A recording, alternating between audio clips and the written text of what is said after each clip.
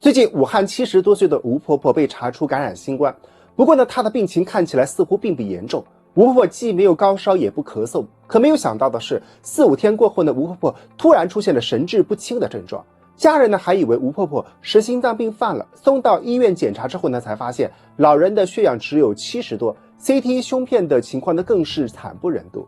正常人的 CT 胸片图呢，肺部都是黑色的，可是吴婆婆的双肺部都已经白化了，缺氧非常严重，一度要上呼吸机。像吴婆婆这样没有高烧不咳嗽，但是肺部白化的情况呢，不是个例。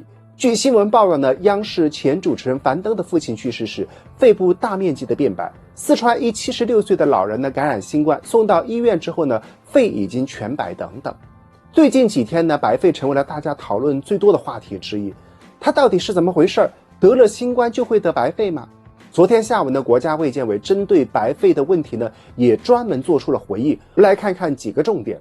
首先，什么是白肺？国家卫健委医政司的司长焦雅辉回应呢，现在网络上大家说的白肺呢，有的不是真正的白肺。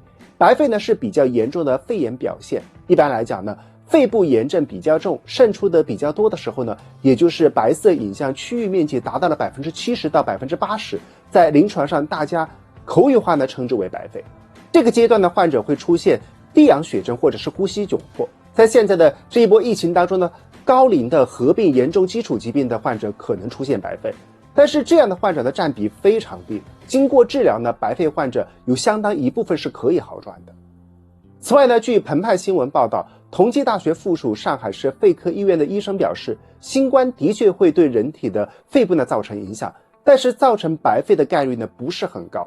白肺呢一般多发于老年人，年轻人如果症状比较轻的话，一般治愈起来不是很困难。